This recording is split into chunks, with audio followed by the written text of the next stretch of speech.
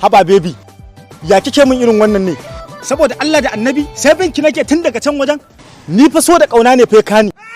Kuma daɗin daɗa da kika gani nan ɗan sanda ne ni. Kin ga fa kayan ɗamara ne. Wallahi tallashi in kika soyayya da ni kin fa ƙarfin wulakanci a garin nan. Ba inda zaki shiga arena ki. Kada Allah rufe mun baki. Wani kai ɗan sanda ne to me na sama ya ci bare na ƙasa. Zaka ce wani kana so na. Dalla gafara can ka bani guri ko in kwaɗa mamari wallahi.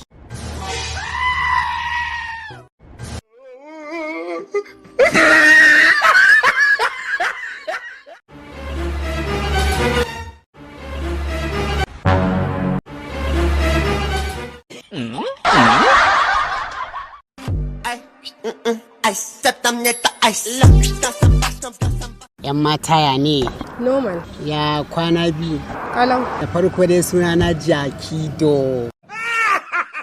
Na san baki sanni a garin nan bugu? Gaskiya ban san ka ba. Ai mu duk wata yarinya da ta cika yarinya in bata haɗe da mu bata cika ba.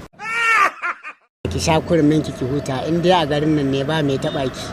Ke da talauci har abada shiga mota mu je. Jakido. Yan mata nan to ya ne? Ki huta yan mata.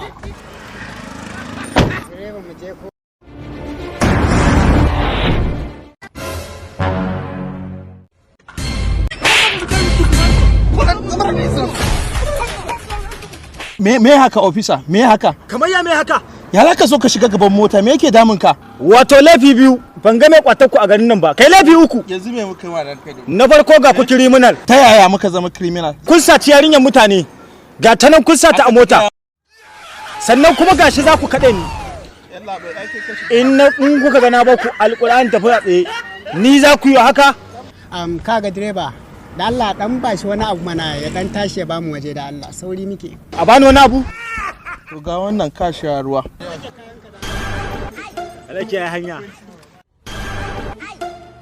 20 years. Mess up.